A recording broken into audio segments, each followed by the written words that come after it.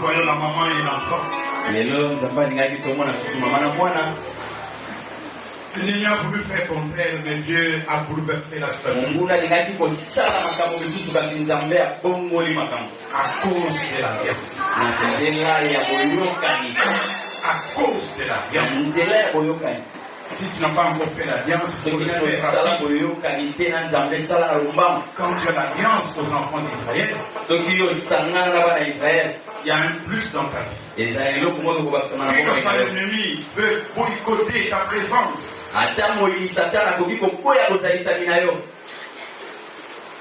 notre résident est là. Son absence,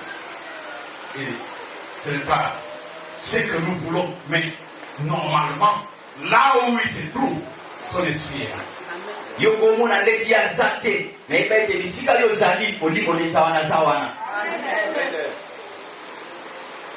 Bienvenue le Seigneur.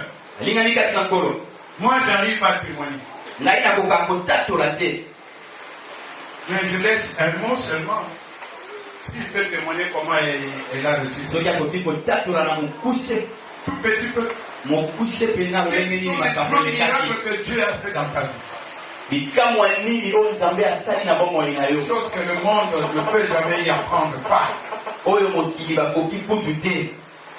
Mais Dieu, le participateur, le catalyseur, il fait des choses au-delà de notre entendement. L'homme de Galilée, l'homme de la résurrection de Croix, il vit, il fait.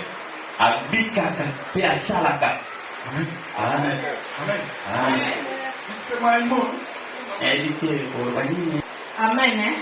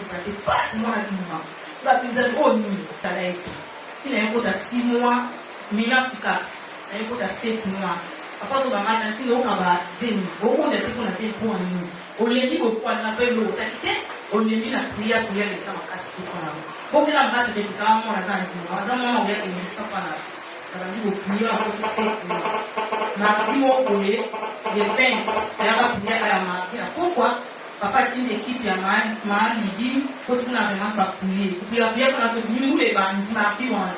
Pour qui tinha na bana. Papa m'a dit na tout sur donc pour qui na na. Pour faire na tout. Ba 23 ans là na on va l'ôter. Là ça on va tout na chambre. Na bani ngula makasi ngula bena makasi 0 est juste. Pour le masana ah yo tu souvent na salon on l'a dit on dit na la kaka. Abina na telema ko ta chambre na telema na go.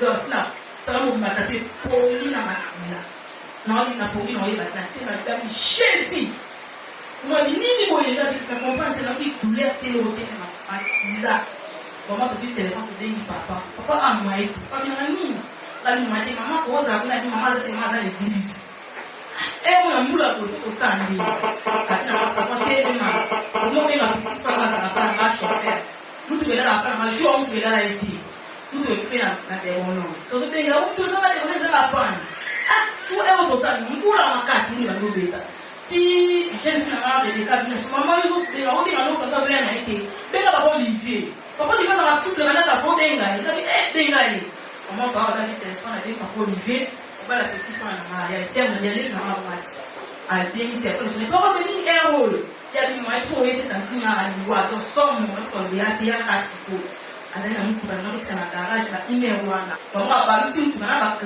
ba kamera na kati ba kitu kwa na ikati ba ita mtu hapo kwa abengi bisona kwa la boya msi bloga tena mwa kwa kimetoka na mama itu mungu mama yumo lakini ubaya kwa nini na makasi na bana kwa tika na bana zake tuzinda kutefu matendo ya kwa ipangu luka fonga kwa fongo le yake fonga na kwa na fongo le kuina na kwa kwa kwa luka fongo kwa ndio kwa mafasi mtu yao bana obeta omba mati yesu libana kwa na kuka kwa biteko kuka kwa tite zela ka tukwete la boutique na musa mse kwa bana na fonga tupeta kwa fonga mwamba na mbele na bele na kumba kwa fa na wana tanzinga di eni nga di maka kwa sana fonga ali kuna pesa na fonga tu wodi kwa kuna bana na mara na toshi ni tukota ba mtu kanani ulive bisona ti to matero na kwa mama ndi tuna ekia basoda mabe batini msaki kwa boke wa ya bite uza msa kwa sababu boke na kali o ni mabiso ni na so ni bite na msa kwa sababu ndani na ba teka mtu bali nous sommes des bénis il est béni pour nous dans son débat il y a dans aucun cas on t'a vu na nji ko ko ati pesa sio ko to ba ndiko ma to si to ko miti na hospital mo na primera so na to ko tata ali sina ile tanti na mo ti pesa ko na hospital na yo ko ba mi lo to ba ndiko ya to si to bina makata na vipi makata ko ba ni ya ti salon pa makata no salon to ko na salon ko na kiti ba to te ba yo zo ma bakoti na kuna ina koti boto bazo ya mtu bakite ya kuna zo zela ngai ina koti ba kota na ya kuna koti boy mimi bale baze kama kota moko na bako yo ko le bembe ni ha ndeni ke de kasi nsu ye mama mbana na bi bembe te mama ngo male bembe na pa yo ko ne de ngadi sumbu ko ne ko tota ne ndeni no matli mama mo masina na kuna hapa na huko na ti batani na ti ba na hapo mwa ite foto to transfer ni ngadi transfer na mimi yo ko za liboso mwana na sima mwana ni liboso mako liboso transfer na be ko le na be ni papa ko sa papa ba ni na ba transfer na papa ni na kende ko ba na papa transfer na ile transfer sana césarienne papa ni na kende ka ko ba ngati na sima courage kala mtu ka ko ti so wana ko ta ma ba na ngale na ye ni so wana ko ti Saint Joseph to ko mi boye mas papa mwana kana ko na Saint Joseph to di maternité on katika libanda ye kwa fona na bana hata mtuka na mbaya kabisa hospitali utumi maternité akoti sana maternité ba bina na yuko ndini nini ego waje kwa sababu na enda kama mtu oh wewe ndio waje mape bonne ba mtu sio kana si ama sina na vitu vya hotel sasa bali batani mo ya tani na kimo ya tani na bali basa mtu wa so to moni kesi to ni mama ye na papa ni nasema kuna mama hawa sila mama ngo mama ndio kiliti oni neza ko ni kama mbo pesa mbo c'est bon ya problème était pour ça la maana na kimya mbona ngasi ba mo ba li o o ba na za na ba na bana abengi ba di signé papier pour ça moi na ma ilo ko isa na zaki ba na kata yo na kata lo ko ba lo do na ba parce que ma les autres ko ba na ndi donc moi ko lo zaki ba lo ko sa ko pasa na ba mo ne ti ba silisi ba lo ko ba tina na bwanka ba lo ko ça diligence na mo musika todo que ele conta essa diligência não não com mort que mais ni limoko la bizambe donc il a pour fort non il a bon na tuko kendeti na kuna katikati bure na kuna esprit ile ile kata na hadi tusuru mama tem mami na mbele bali na sima mami tindi na wabina na mama na osambira upesa okende za biwa ngadi na osambira na ya osambira na yo sambira mo so ko ya babo ndi yo tembea na tete kwa la sina tanzania abado ketina sa diligence kokoti yo so déjà na côté na bisomo na décourager na enza bana na kota ma na bon place à bonté za mo ko misina bo za na bo ni mo ne ko na ko ma place o akoti wana ti ba ko préparer ba bilo ko sala ba ko sala ti ba sisi ba ni ba na ngai ya ba ko ba na ngai ba mo so ko na nzo ba ko misinga na ko ba ni na ba do ke 6 na 4 dès qu'on va y avoir moi, on a 4 ans, on va faire un livre, on a mon ça. On va dire qu'on va faire ça, on va faire un livre pour qui. Pour qui, au bout d'un moment, on a 4 salles de pour qui. Maman doit dire, on se ça dans la Zambie. Et là, on peut avoir une idée pour ça, mais les sports, ça va aider maman, et là, il y a maman, nous sommes ça. Pour eux, ok. Et pour eux, qui est donc un peu. Moi, je suis dans mon livre, je dis, ok. Moi, ça, c'est là, moi, j'entends les lignes, quand même, pour eux, jouer. Ma vie, nous sommes timbrés, nous sommes timbrés. La vie, quand vous êtes scared, nous sommes là, parce que nous sommes là, bébé, nous sommes 7 mois. Nous sommes là, bébé, ouais, nous sommes là, master. Parce que c'est pas bien. Est-ce que vous avez envie, maman, je suis à la gravité, vous avez envie de faire un poids. Ou bien ça ne peut pas qu'il fait machine. On va essayer de faire la machine. Il faut aller à ma casse à vos amis, la fille, peut-être dans vos amis, à vos amis. Amen. On dit aux soignants, et bien nous autour, on a posé ça. C'est ça que nous sommes au yoga. Nous sommes au mouvement. Nous sommes à 6. Nous sommes à 6 mois. Après, on va aller à 4 mois. Nous sommes à 9 mois. Nous sommes à Maï, Makila n'a pas de châssis, deuxième châssis, pas que nous avons Makila pour ça. Mais après, c'est une bonne affaire de chez ça, Makila. Les groupes et pour nous, les groupes, ils aiment moi, je vais qu'on nous capote. Donc, comme il parle, c'est ça, c'est ici, comme il parle ici. Bah, nous, on doit couper, on dit, oh, les groupes, n'est pas à dire que le groupe masculin, c'est là, ah, là, on va se dire, il va au terme, il va le grand plan. Si on va avoir de l'hôtel, nous, qu'est-ce qu'il y a à faire avec le Makila et au sein, peut-être qu'on va faire le ministère en ligne. Ela vai usar na pia kwa tu na ngapi na pia na pia kwa pastor minister kama nzambe wa nzambe na makasi nzambe na usambe na makasi nzambe na kitumba siku na sasa ela wasema basi batima mpanzi alipina ngai bomoni nzambe siko koti au bi siko kana nzambe skolo nzambe tukabula katikati bomoni ya kuvenya kiwana ikubeki kinda kiona kama naomba yake batakipele But you tell us that you have a nyumbani na boya. Hapo kote kama president tu na hapo vimesaidia ile nzamba kanina na timu na nyumbani. Akabwa katikati kwa nini soko kwa family kwa bango ba nunda kwa kana na sana. Bazo nga basinye na moni bana mo ba mitie bazo lela bana ba to lokole bana na yo sa bikui bana na baza na na bana ba bana senso bana mo kipa. Akosa na mwa mbali kwa mkimo hauto dosa kwa ile la Moise abi mwana anaanza kundilo kitu maozi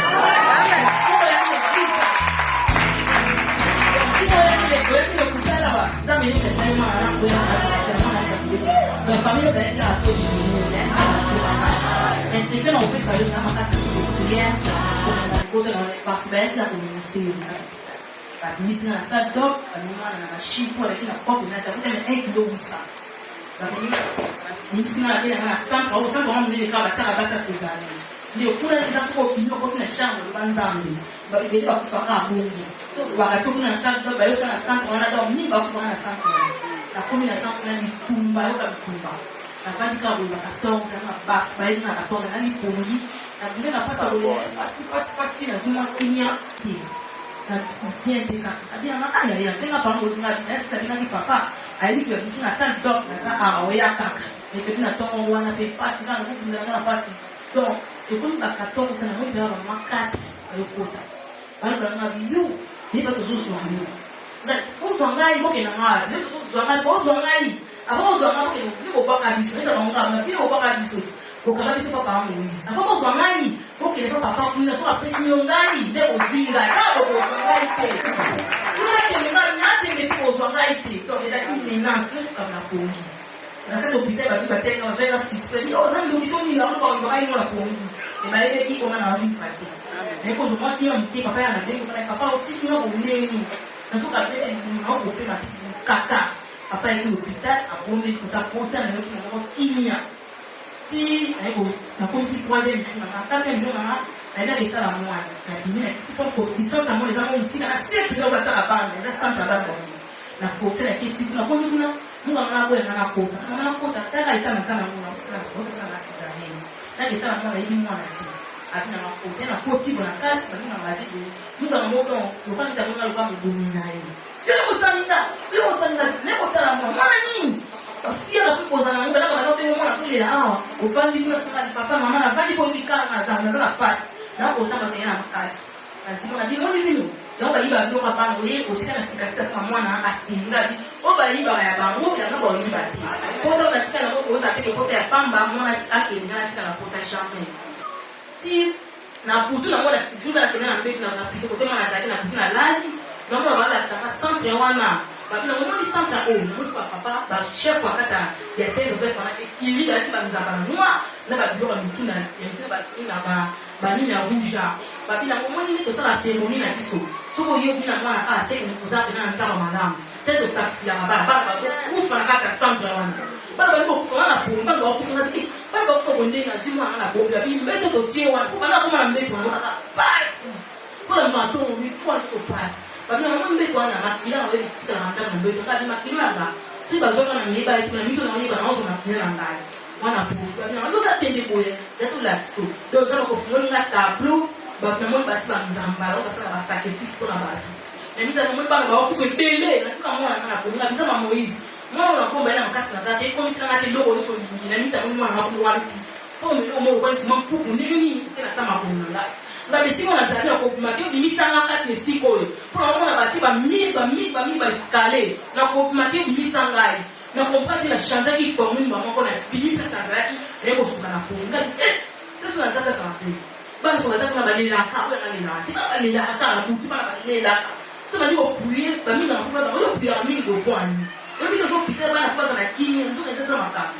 naye kozwa courage nabi na ntongo nango boye mwana po emataka te abotela na 1 kilo 800 po ekiti na 1 kilo 600 lobi yango ekiti 1 kilo 500 na jamais fola bima oyo komaka mosusu nabi papa banga papa eza kokuma ces années sont en mettre à 350 dollars dans le 350 000 à part la moi on pense na bon fait on a na ata sana o tena na pa mo ba mtaka ba bina na mwana za mukio msana na bo kwa na tena zo msamwana bozo msamwana o simie mkanda ebe papa banga nzambi o mso mwana obena na telefone e bana pa mo nzama mbana nga dile ba mo na lo basani ni banzima po na mwana ba mo na tena kima ebengi ya na mwana za ko ba tena pa mo papa ina sasa kusoma vivre à eza bien dit donc il m'a allé dans moi pas le plan c'est pas moi les hommes qui ils ont quitté à comme na 1 kilo 500 pas le plan ko il m'a lui là ma papa na ma sava du na sur courage et pas la bien en bon pour faire do ni na ka ko moki yuzu mama ma za kwa mki ko na binga na zo di manenga sana za jamaa sako kote na wapi manai ni ko sasa mo sona na pa mo pa ma ya sini sana to sina mkana na 5 dollars so ki mwana a fibiso ya biso so ana omo ya bango sine mkambo na bango to tuni yoko bima lié kwa kuna ba Disney ba kana kuma nanda kuna butu lié to transport petit nanda papa yake akundi kwa mwa nani ya tita singi lake tena na butu pela tomba ba singa manda na ba kampango ba bila na yupi ndo sana zamba so zongi kwa kwa kata mpango to kase ko zongi pembe mama so zongi sus asa tembe yiba to like sai la pole ba bio bonge na pole la bizarre merci la sima ba nyo so ba ko busangai merci na ba ko prier ti ya bana na kota na nda katika ko bia fite kitana na bongi ko se ba lo swanga so na ko ki to sel na ko sa de po cantine po ba ni ko swa ti mama ko prier na ba na te e so ba ko sa mo le tsena kata ni pour ça moi za mkiego moi tena mtu pena mkie pour ça moi ngati kana ndenge ni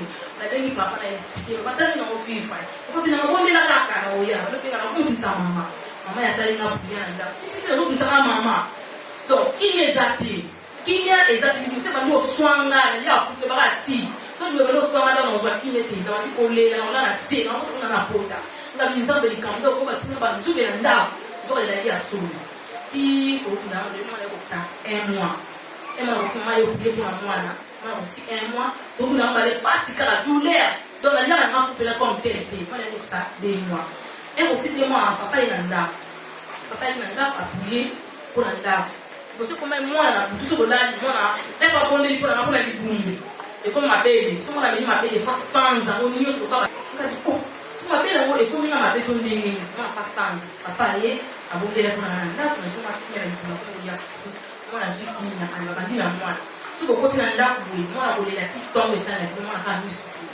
mwana ka misu ka mizambe likamni lakini na mtongo na ndaku na 5 ele ni pa na papa za ndaku na mawili na zoya papa lakini na mwana pale kuna nza ba menace za kata ndaku na makasi nza ba menace kuna ya kukuye papa yake akubwira ndado ngati somo babona nabo ngakataka tina ndinamba mwana sense besta ndinamba mwana donc so timona ndinamba mwana mwanza kimya yake ba pression bena oya ya force wana papa a bien habité et nous on va dans la fenêtre de l'église moi dans la démon OK les gars église mais que l'église ensemble on va dans la fenêtre donc on a ensemble moi malamu et la médecine a fait la qualité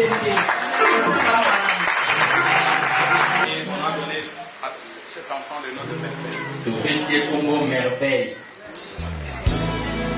Amen. Nous allons prier maintenant. Maintenant, c'est deux mots. Voilà un enfant de 2 mois déjà, c'est comme un enfant qui était né dans des conditions normales. Amen. Nous voulons prier. Que la gloire de Dieu ce matin nous embrasse en venant voir vivre la grandeur, la dimension de cet enfant merveilleux. Seigneur, je te demande par cette grâce que nous voulons lever, que la puissance de Dieu agit dans la vie de cet enfant, que les manigances de la famille, tout ce qui se passe dans la maison, tout ce qui se passe aux alentours, là où il vit, que la main de Dieu, qui supporte toute intelligence, agit dans cet endroit, déstabilise tout pouvoir démoniaque et satanique. Tout ce qui est de l'empire et tout ce qui est de cabane dans cette maison est nul et sans effet.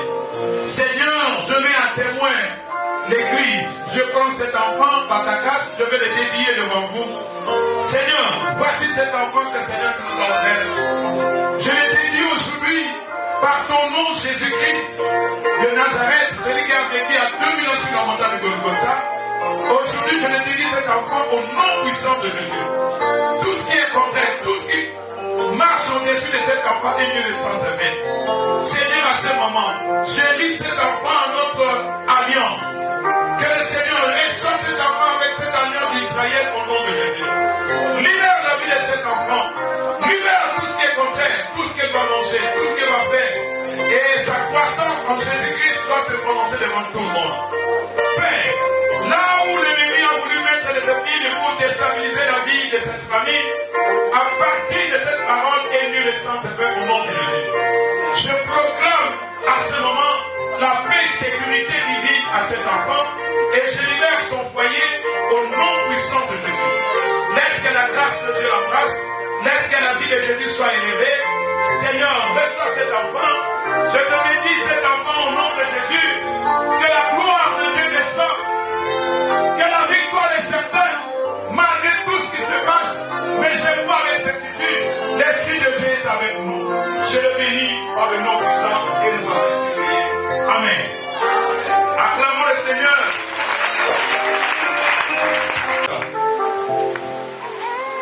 La prière que tu vas faire aujourd'hui pour toi doit t'amener à la vérité. Et dans la vérité et dans la guérison. À partir d'aujourd'hui, si ta tête était fermée, j'ouvre cette tête au nom de Jésus. Tout ce qui se passe dans la famille, tout ce qui se passe dans ton foyer, je libère la vision, l'image de Dieu en toi. À ce moment, je prie.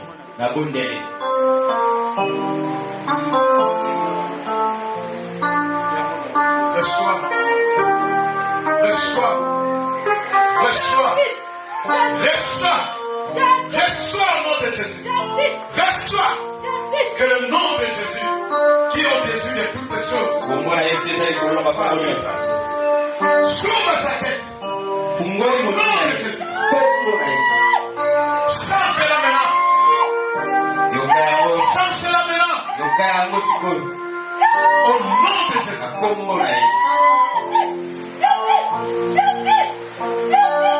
J'ouvre les oreilles, j'ouvre les yeux. Chante maintenant aux oreilles. Le souffle nouveau. Change-la maintenant. Souffle. Souffle. Libère. Au nom de Jésus.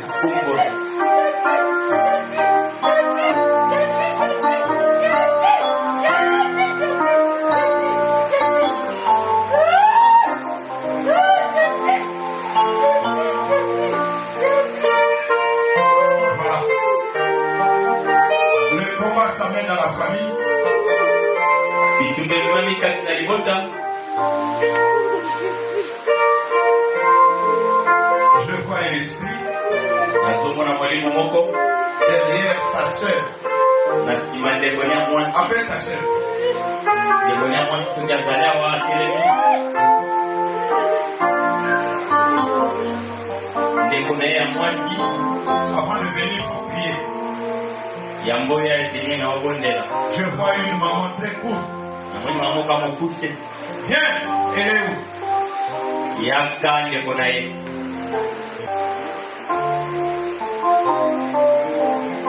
Avant de sortir à la maison, Yamba kodima na ndako. priez, dites à Dieu, je sors pour l'église. Lobaka na nzambe nazokima na ki eglesia. Là, l'ennemi n'aura pas le temps de te suivre. Wana monguna akozwa nzela ya kolanda ote. On te suit parce que on veut te mettre comme quelqu'un qui va déranger toute la famille. Bazolanda yo po baza na posa bakomisa yo moto ya bandobebisa libota. Ils vont mettre en toi des langages un peu déplacés Bakotia kati na yo bamaloba moko ya bien te. et tu n'auras pas le temps d'avoir un bon mari. Pe yo okozwa mobali ya malamu te. Et tu dois souffrir pour toucher, tenir même 1000 francs entre tes seins. Pe okobanda konyoka bamakasi ata 1000 frais kokomela yo pasi. Cette maman est avec toi derrière.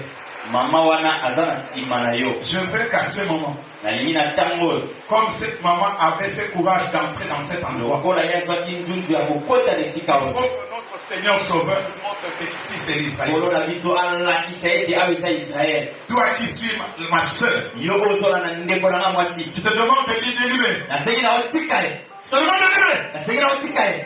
Je te demande de délivrer. Tika ye. Délivrer. Tika. Laisse. Tika. La porte est là. Allez, sors. Bima. Sors. Bima. Sors. Bima. Sors. Bima. Sors. Bima. Sors. Bima. Sors. Bima. Sors. Bima. Sors. Bima. Sors. Bima. Délivrer. Tika ye. Na kombo na Yesu. C'est ceci qui met debout là-bas. Chassez l'esprit de cette mère. Pengana mwelimu wa mama wana kuna. Chassez cet esprit. Pengana Qu'elle mwelimu wana. sorte dans cet endroit. Apima na esika oyo. Qu'elle sorte dans cet Apima endroit. na esika oyo. Au nom de Jésus. Na kombo na Yesu. Au nom de Na Jésus. kombo na Allez, Yesu. libérez. Allez, libérez. Allez, libérez. Allez, libérez. Libérez. Libérez. Tika ye. Libérez. Tika ye. Donne son argent. Donne son argent. Pesa mbongo na ye. Donne son argent. Pesa mbongo na ye. Donne son argent. Pesa mbongo na ye. Donne. Pesa. C'est sur vous. Pesa. Cet argent est où? Mbongo wana eza wapi? C'est sur vous. Mbongo wana eza wapi? Remets son argent. Remets son Pesa argent. mbongo na ye. Remets son argent. Pesa mbongo na ye. Remets son argent. Pesa mbongo na ye. Tu as mis ça où? Otango wapi? Tu as mis ça où? Otango wapi? Parle, tu as mis ça où? Loba otango wapi? Tu as mis cet argent où? Otie mbongo wana wapi? Tu as mis cet argent où? Otie mbongo wana wapi? Allez, libère. Libère. Tika ye. Tika ye. Libère. Tika ye. Allez, libère. Tika ye. Allez, libère. Tika ye. Allez, libère. Tika ye. Allez, libère. Allez, libère. Tika ye. Oh, non, non. Kombo na ye. Remets son argent. Pesa mbongo na ye. Ouvre ses yeux pour voir de mon mari. Pe fungola miso na ye. Qui voit de mon mari. Amona mibali ya malamu. Dis, lave la figure cette fois. Bozwa ye bosiko na ye moki wana. Prends tout ce que t'as. Cette maman Zwa a. nyonso eza na yo. Ouvre tes mains. Omona maboko na yo. Prends tout ce que cette maman a.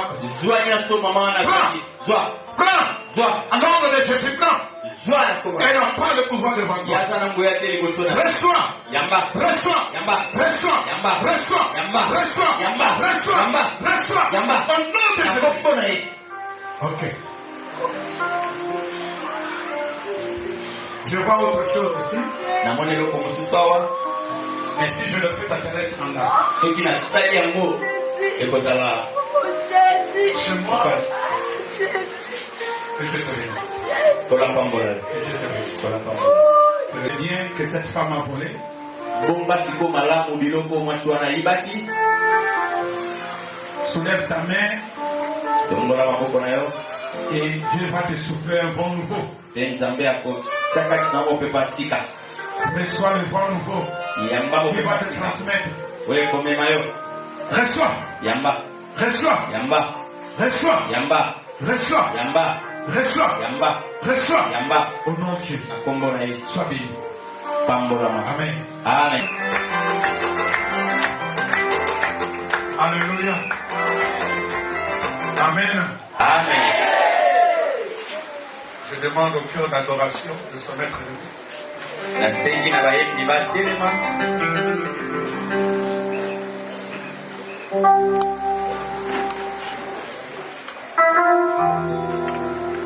Ils ont entendu des chansons de Denis Godet. Ozembela biso beyembo ya Denis Godet. Ye motalokota biso asukoli biso apesi biso mbonga tozala liboso ya temple.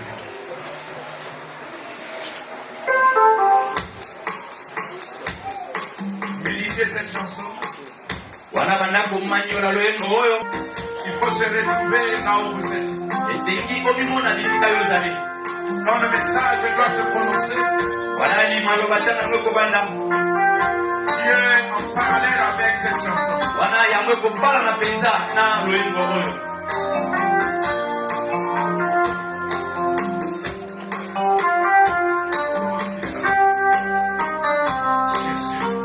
Oui, Dieu te bénit. Gloire au Seigneur.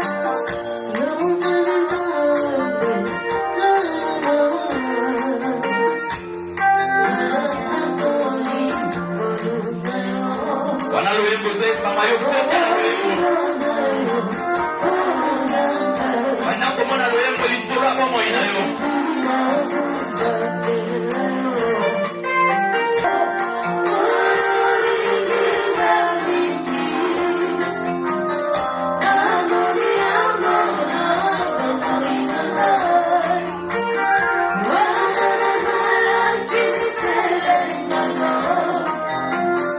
Oh,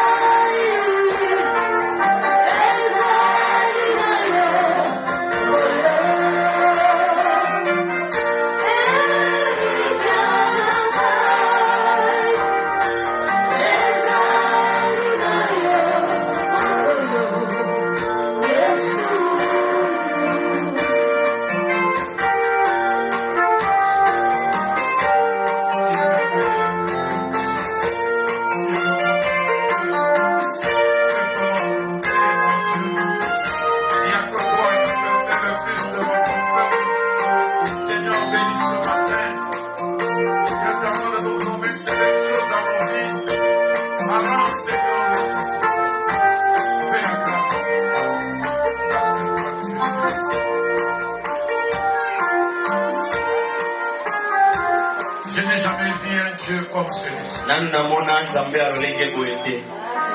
Un Dieu qui pardonne. Un Dieu qui change l'état. Un Dieu qui ramasse, qui bouleverse et prouve qu'il est Dieu.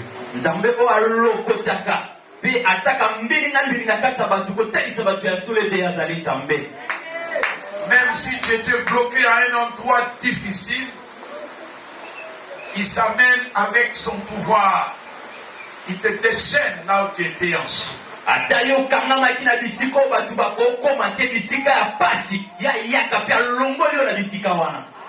Ce Dieu-là entre dans une famille qui ne connaît même pas, il achète le problème et il apprend.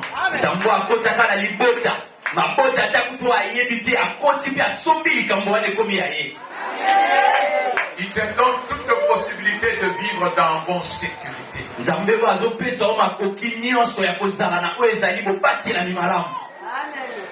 Je n'ai jamais vu un Dieu comme celui-ci. Si aujourd'hui nous parlons de ce nom, on n'était pas ce que nous parlons aujourd'hui. Dieu a fait de grands miracles pour nous multiplier, pour que nous soyons ce que nous sommes aujourd'hui.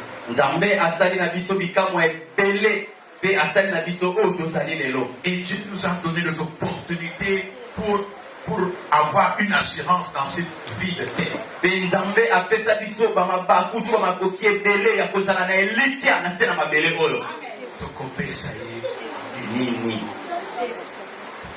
Qu'est-ce que nous allons donner à ces grands dieux?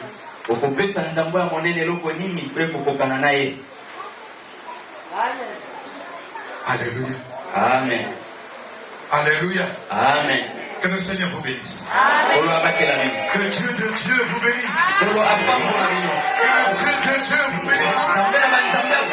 Que le Dieu de Dieu vous bénisse. Il arrange nos cœurs. Il nous donne le cœur de chair. Il nous donne le cœur de pierre. Facile et de véritable. Au-dessus de toutes les choses. Il est au-dessus de toutes les choses.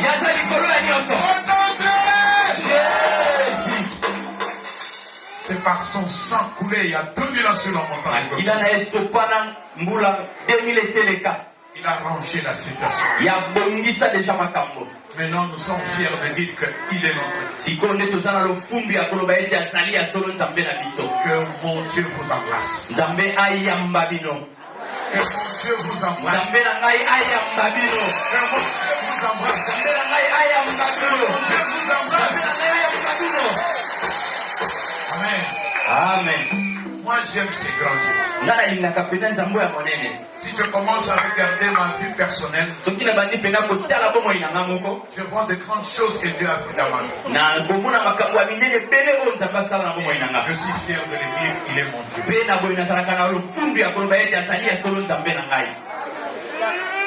Alléluia. Amen. Mon Dieu, là où les gens n'arrivent même pas à se mettre parce que ce type-là a bloqué tout chez lui.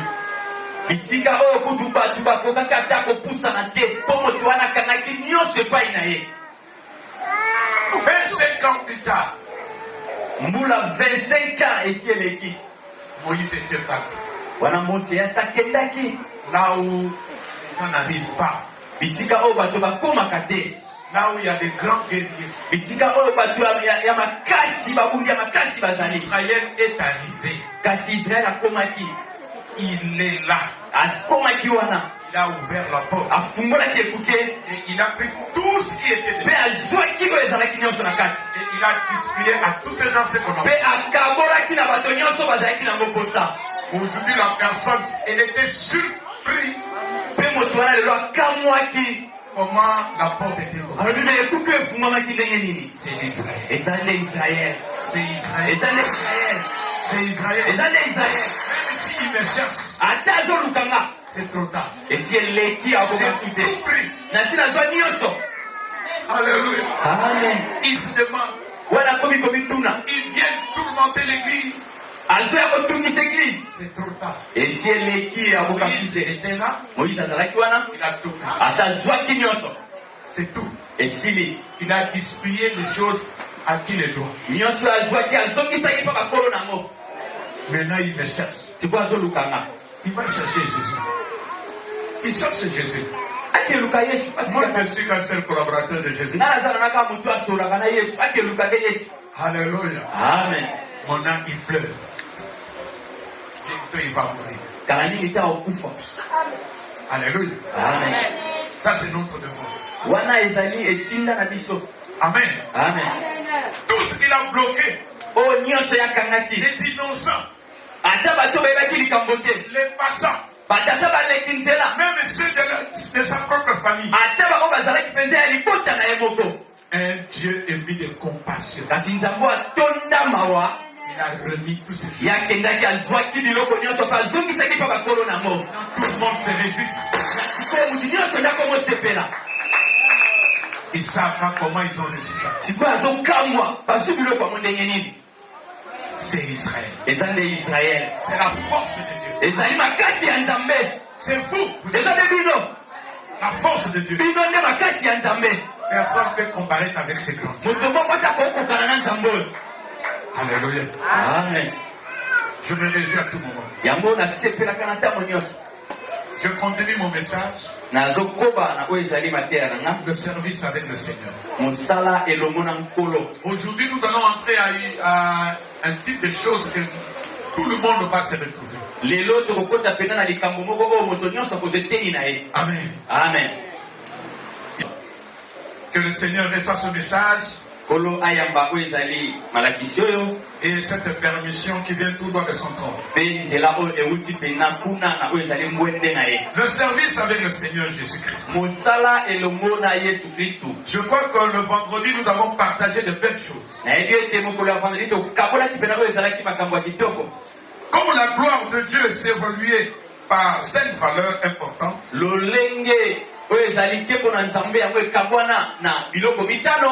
Dieu nous demande de travailler. De travailler en mieux en mieux. Parce que dans le service du Seigneur, il y a le devoir et le travail. Celui qui est au service avec le Seigneur, il doit avoir le devoir auprès du Seigneur. Et savoir l'obliger de faire le travail. Et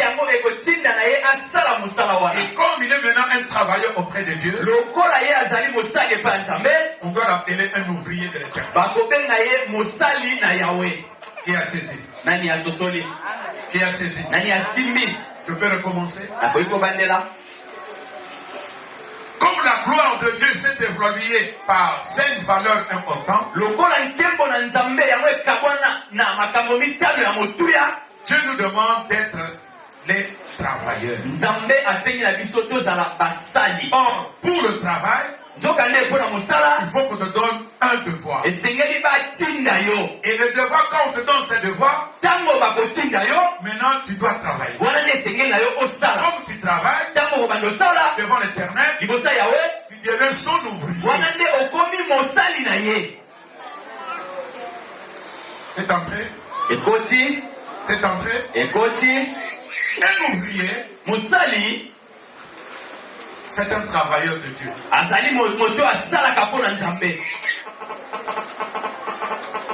ouvrier dans le Seigneur, vivre dans l'espoir et de la foi en Christ.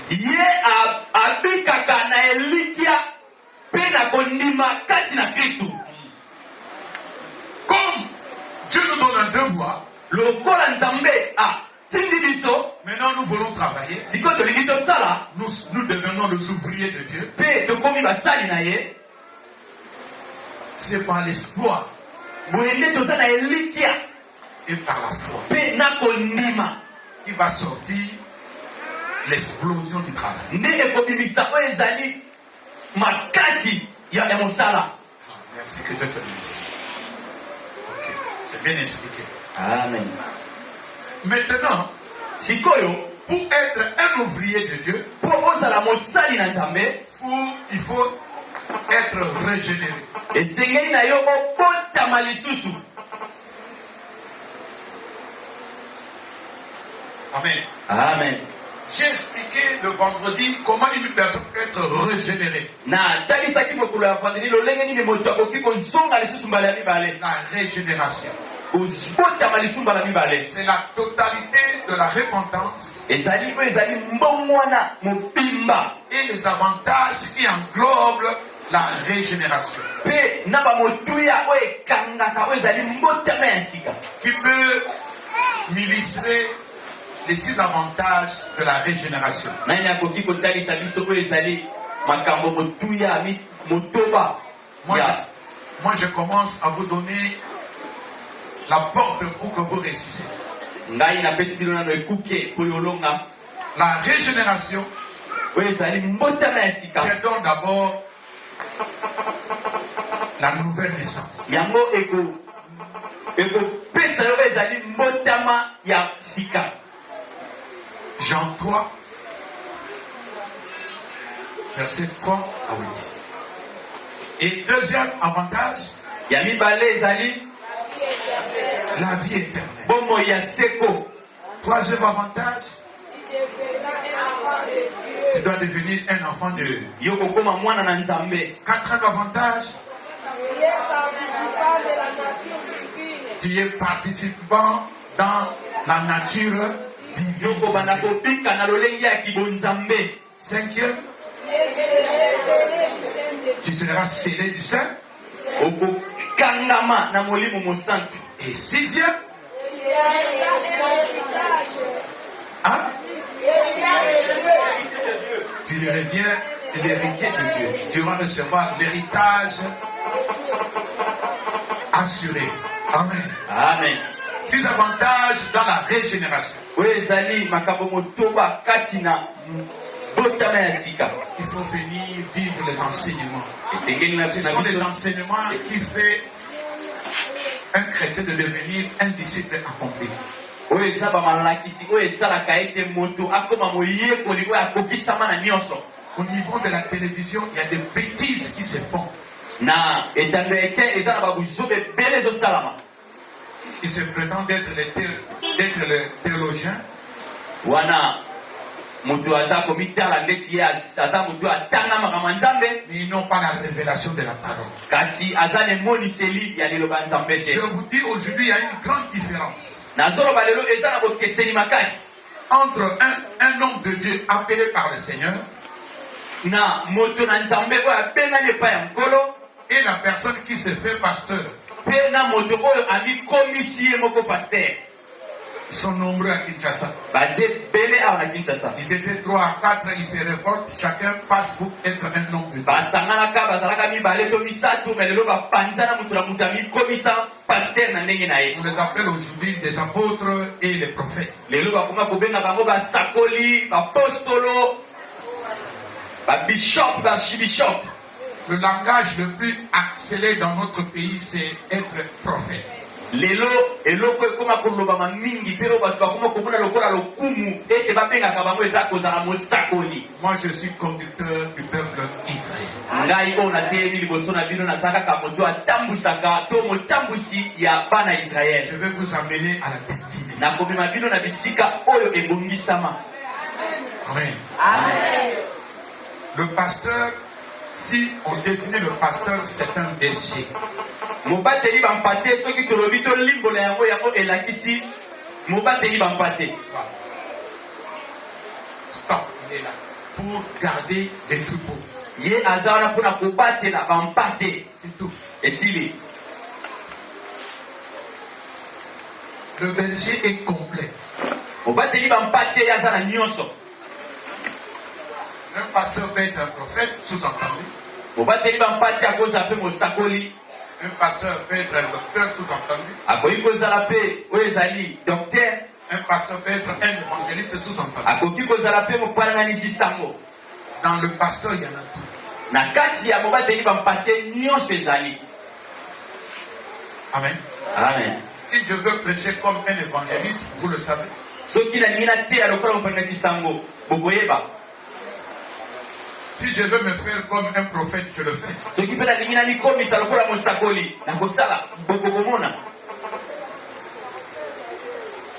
Un pasteur, c'est un berger qui est complet.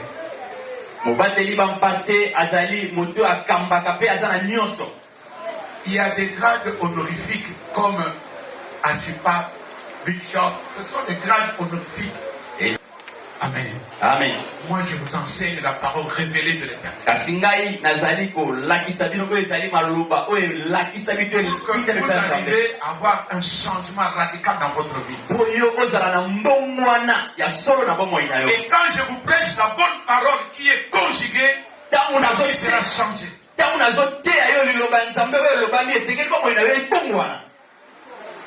Ma devise, c'est d'avoir un changement dans votre vie. C'est tout. Parce que moi, je suis sûr que je serai avec Jésus. C'est pour cela, moi je dois monter. Moi je ne serai pas cloué dans le bois. Je ne veux pas que le monde dise que Ayaki na mokili mabele azonga na mabele. Moi, je ne peux pas rentrer sur la terre.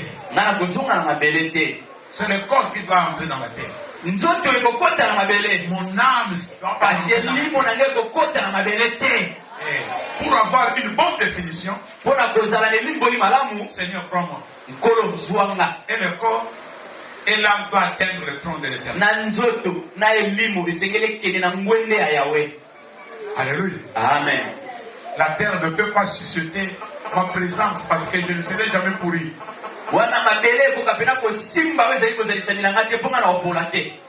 Alléluia. Amen. Ce que tu dis, ce que le Seigneur doit accorder. Ce que tu confesses, c'est ce que le Seigneur est derrière. Il a dit, je suis derrière ma parole. Quand vous faites ce que la parole vous dit, Dieu a accompli. Alléluia. Amen. Il est vivant. Il est ressuscité. Nous devenons les ouvriers de l'Éternel. À partir d'aujourd'hui, quand vous êtes régénéré dans la parole, vous êtes ouvrier de Dieu. Titre 3, titre 3. Titre 3. Verset 5. Titre 3, verset 5 à 9. Mon lecteur, tu peux lire rapidement. Oui, Titre 3. Je prends le temps. Titre 3. 5. Ou bien 4. 4, nous lisons au nom de Jésus. Mais lorsque la bonté de Dieu, notre Sauveur, et son amour pour les hommes ont été manifestés, il nous a sauvés non à cause de ses œuvres, de justice que nous aurions faites, mais selon sa miséricorde, par le baptême de la régénération et le renouvellement du Saint-Esprit. Par le baptême de la régénération. La régénération, c'est la totalité de la repentance. Dans le livre, dans l'évangile de Jean 3, verset 8, il y avait la conversation entre Jésus et Nicodème. Il a dit Nicodème, si tu veux me comprendre, je te demande de naître de nouveau. Nicodème qui était le docteur de la loi. C'est impossible, Seigneur, que je puisse rentrer encore dans le ventre de ma mère pour renaître encore. Jésus lui dira, tu vois le vent. Tu as déjà vu le vent. Tu connais là où le vent arrive. Tu sais là où il part. Si tu veux connaître tout, il faut avoir une nouvelle naissance. Là, le Saint-Esprit va te guider. Le docteur de la loi, il était bouleversé de la réponse de Jésus. Et la personne qui est régénérée, il a eu un baptême de régénération. Amen. Amen. Vous avez 6 avantages qui entourent la régénération. Et maintenant tu deviens un ouvrier de l'Éternel. Amen. Amen. Mais je veux vous dire, un ouvrier, celui qui est régénéré, il a des avantages auprès de Dieu, mais il y a un peu des anomalies au milieu de tous ces gens.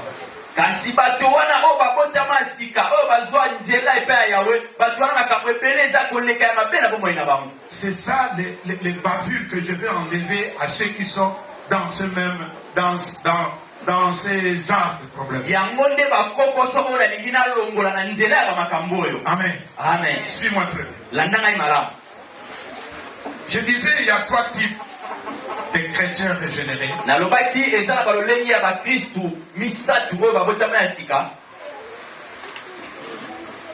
D'abord, c'est la vie égocentrique.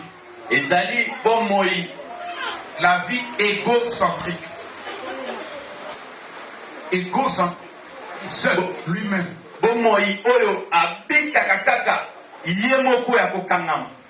Lui-même a tout. Mais il est chrétien.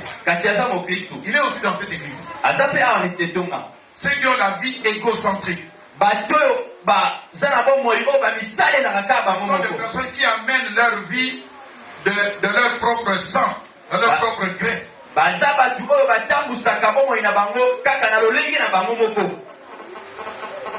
Ils sont nombreux. Ils amènent leur vie selon leur propre gré. Moi, j'ai l'habitude de leur appeler ceux qui vivent la vie égocentrique. Égoïsme. Amen. Amen. Ceux qui parlent dans leur cœur, moi. Or, le jour qu'il était, il a laissé sa vie entre les mains du Seigneur. Mais quand il a reçu Jésus, il a reçu toutes les totalités des avantages de Christ. Maintenant, il veut gérer sa vie seul. J'ai l'habitude de les appeler la vie égocentrique. Il prend sa vie selon son propre gré. Il y a des gens qui sont comme ça, oui. Vrai ou faux? Ils sont dans le Seigneur, mais ils amènent leur vie selon lui-même.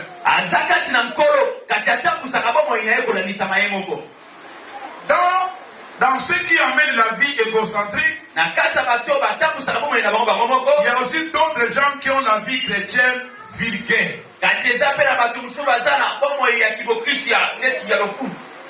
Un chrétien charnel. Il a l'envie de retourner encore là où il a abandonné.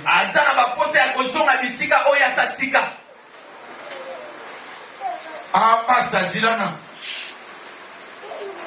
Le gars a sakalanga pasteur. Ah, ça va excuser là. Na kubeta yebo na onsenga pa. Mais il est chrétien. Mais ça mon Christ. Il d'emblée dans la parole de Dieu. Devant un obstacle, ah, pasteur, malgré que tu es là, mais Natana Yesu Kuno. Beta yo c'est ma vie Yesu. Yesu va dans le non, ce sont les chrétiens vulgaires.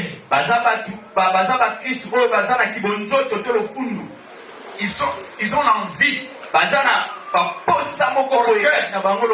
Ils se targuent de vivre Jésus, mais dans sa propre position.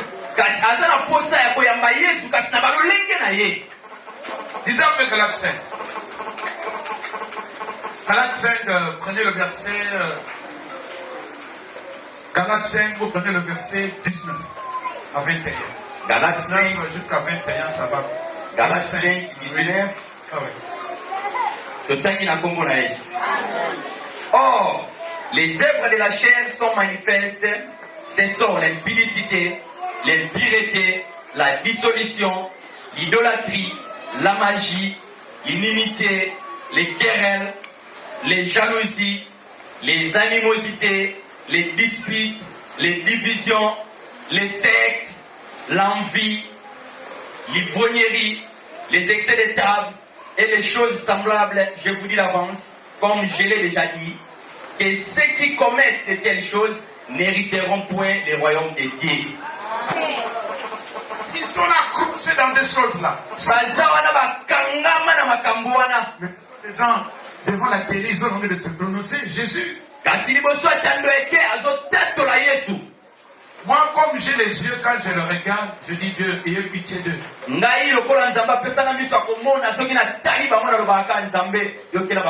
voyez, il y a des églises dans de 2000, 3000 personnes. Mais l'homme de Dieu vit dans l'impudicité.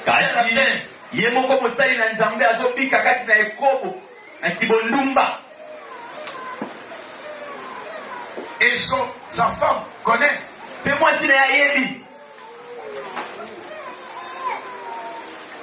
Ils vivent dans l'envie de l'argent. Il dit des choses pour avoir l'argent. Jésus est innocent. Il y a beaucoup de gens comme ça. Beaucoup des hommes de Dieu. À télé, ils sont en train de crier. Voici la masse en tout. Mais quand vous regardez son profil spirituel, il n'y a des bavures. Amen. Amen. Amen. Amen. C'est pour cela que j'ai l'habitude de vous dire seulement beaucoup quand vous priez. Mettez aussi l'homme de Dieu dans la prière. Dites à Dieu, Seigneur, montre-nous notre pasteur, il est comment?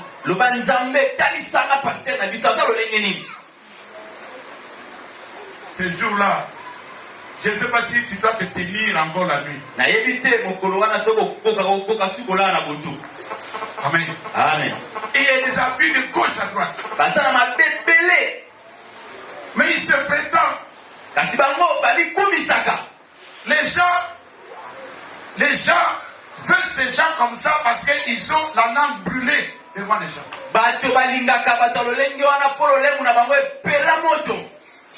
Ils s'accrochent à ces gens. Papa nous a dit.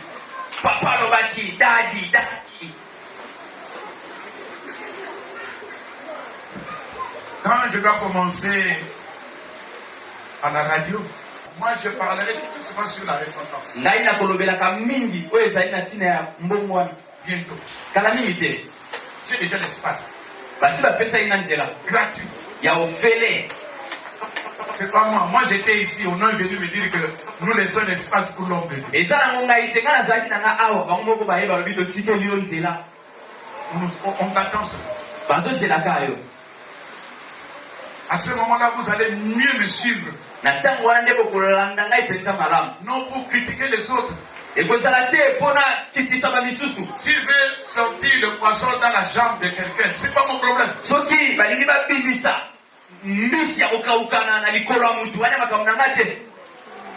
Moi je suis pas là-bas. Moi que ta vie change. Tu puisses arriver à distinguer le bien et le mal. Quand tu gardes ton salut, même le 4 matin, Dieu doit te prendre dans la paix.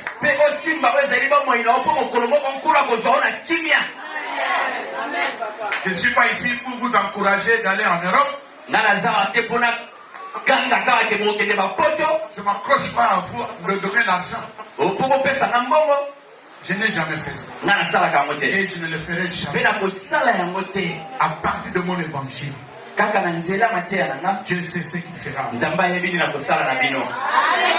Alléluia. Amen. Il y a d'autres gens qui ont la vie vulgaire. 1 Corinthiens 3, verset 1er jusqu'au 2e. 1 Corinthiens 3, 1er au 2e. 1 Corinthiens 3, 1er et 2e.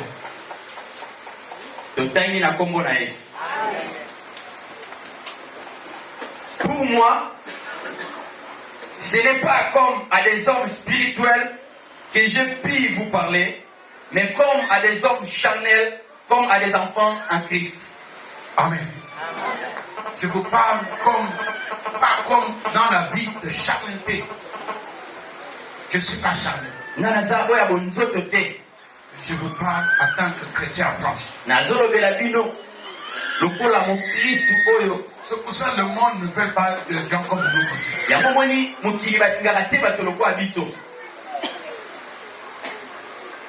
Nous sommes combattus de gauche à droite.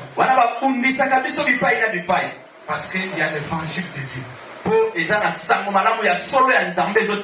Quand la parole sort et tu es guéri dans cette église, tu es guéri. Tu es guéri. Fais pas de l'hypocrisie. Amen. Alléluia. Amen. Ceux qui veulent vivre dans la vie de vulgaire, c'est pour amener à l'apostasie. L'apostasie, c'est l'abandon de la foi. Hébreux 10, 25. Hébreux 10, 25. Apostasie. Abandon de la foi. Abandon public. Abandon dans la vie chrétienne. Hébreux 10, 25, oui. Hébreux 10, 25. Hébreux 10, 25.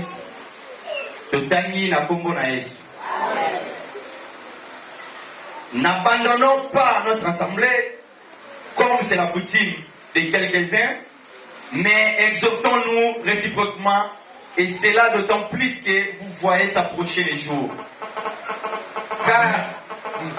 Car si nous péchons volontairement, après avoir reçu la connaissance de la vérité, il ne reste plus de sacrifice pour les péchés. Alléluia. Amen.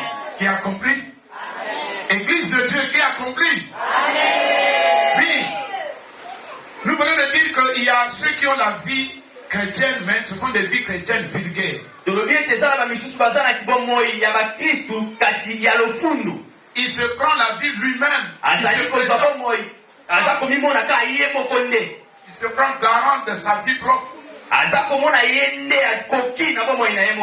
pour ça que les gens meurent comme ça. Amen.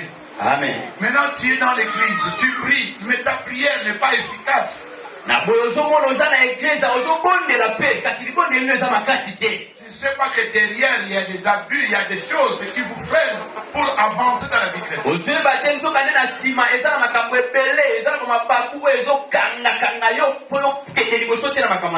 Désormais, je vous dis, vous êtes là, il ne faut pas vivre une vie chrétienne vulgaire.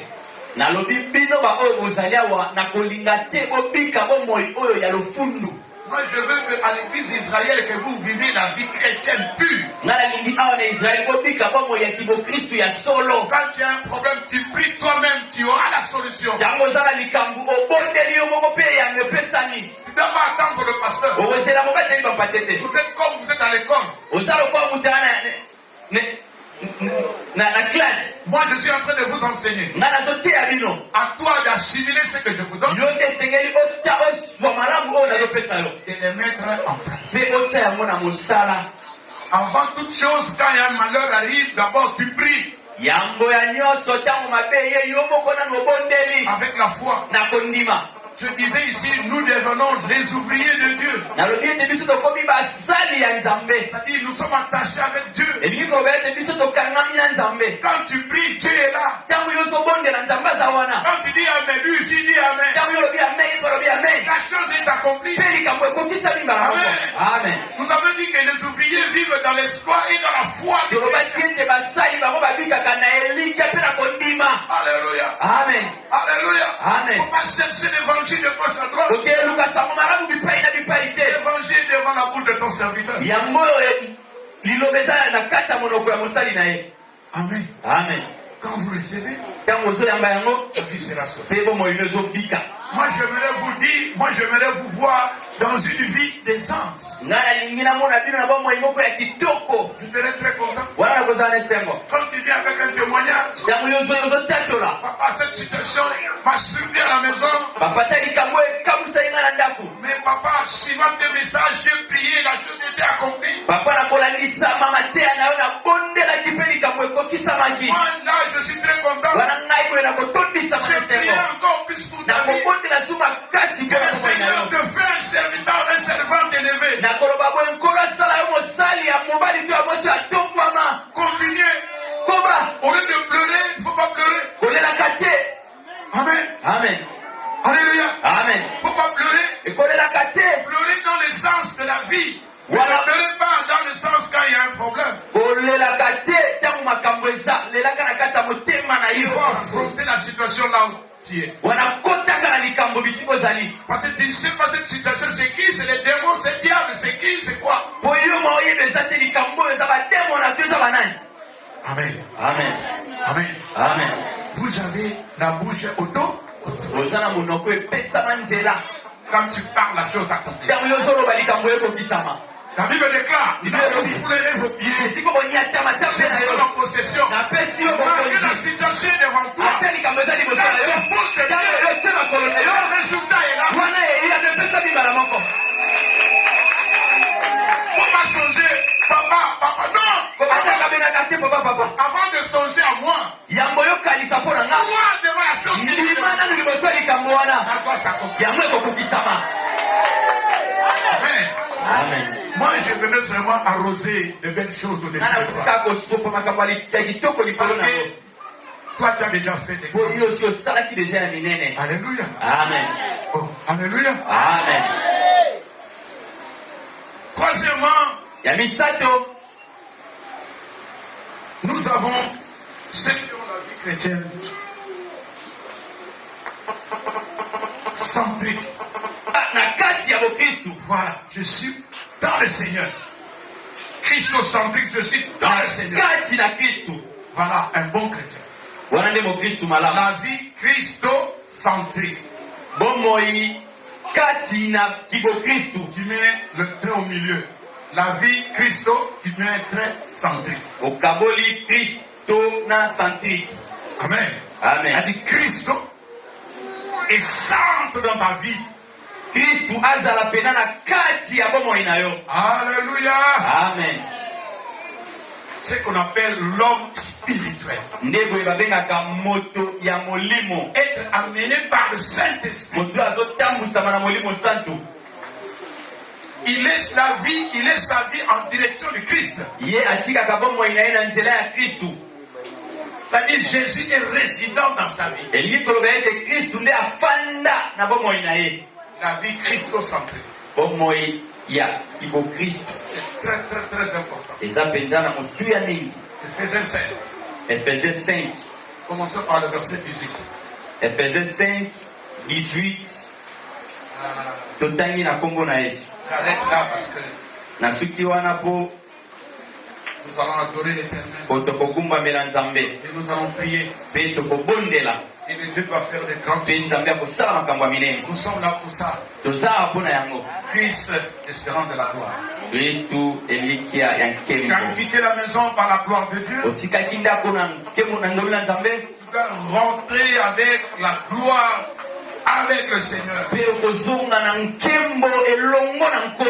S'il y a des dérapages en cours de route, la gloire de Dieu doit effacer tout. Et quand vous êtes ici, Dieu est en train d'ouvrir les portes de la vie chrétienne dans vos vies. L'ennemi n'aura pas le courage de vous déranger. Parce que la parole juste révélée devant vos têtes. Si un petit démon voulait te déranger à ce moment, il connaît Moïse. Alléluia. Amen. Il ne saura pas. Alléluia. Nous avons un Dieu au-dessus des dieux. Nous avons un Dieu qui amène la vie. Oh, c'est que nous en avons et plus. Alléluia. Amen. Que Dieu recevoir cette gloire? Qui peut recevoir cette gloire? Que le Seigneur amène sa gloire dans cette église. Que Jésus se prononce à cause de vous sentez dire à Jésus merci.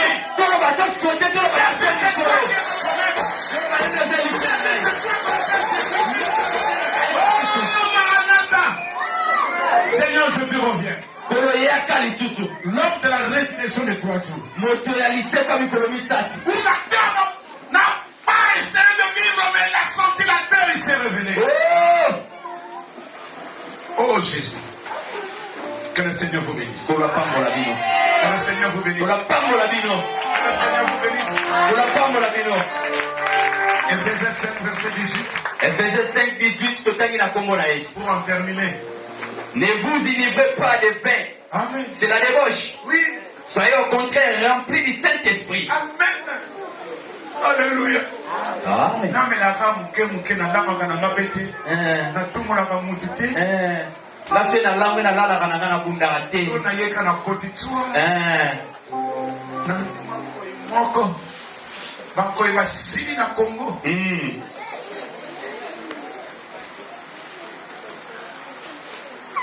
J'étais avec le magicien, le frère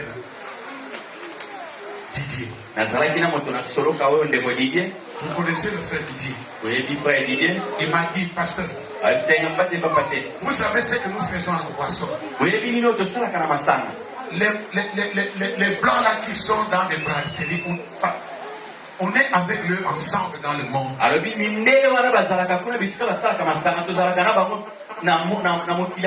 Pour que la boisson tourne bien dans ce monde ici, il faut que le leader soit associé à nous. Et pour masanga, et ça la succès dans mon kilomètre, c'est que les moukolo na moi sanga na biso. Toutes les usines de boissons sont liées avec ce monde-là. Alobi, ba izini nyoso masanga et sanga na mukiliwana. Quand on te donne le pouvoir de diriger l'usine de la boisson, ce qui va pesio makoki à kotambu sawe zali et izini ya masanga, tu dois être notre associé. Et sengeli yo ozala moko na biso. Je pleure quand je vois les gens en train de prendre la boisson vide. Il m'a dit, nous sommes en train de retirer l'intelligence de Dieu dans leur vie. Ce qui est de Dieu à cet homme, nous le retirons. Et deuxièmement, nous allons rendre la personne très simple. Il doit être simple. Et troisièmement, on doit les cesser tout le bien qu'il peut avoir. Et vous remarquez, quelqu'un peut avoir $1000. Quand il touche seulement les $1000, la première vision, c'est d'aller prendre la bière.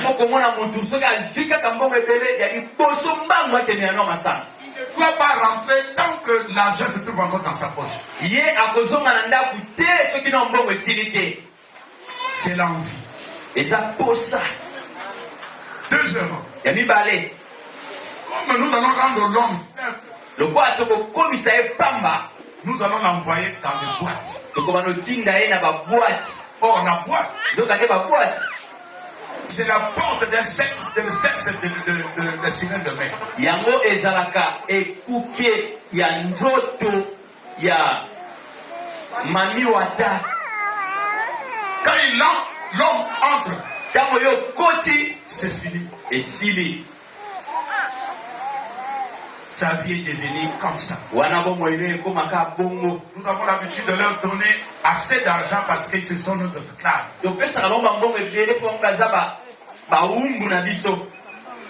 C'est ça la définition d'une boîte. Il est plus sucré que la boisson. Tu n'as pas de diabète. Maintenant, quand tu vas prendre le secret faisant, faire des hommes, tu dois avoir le diabète. Non. N'aie pas peur.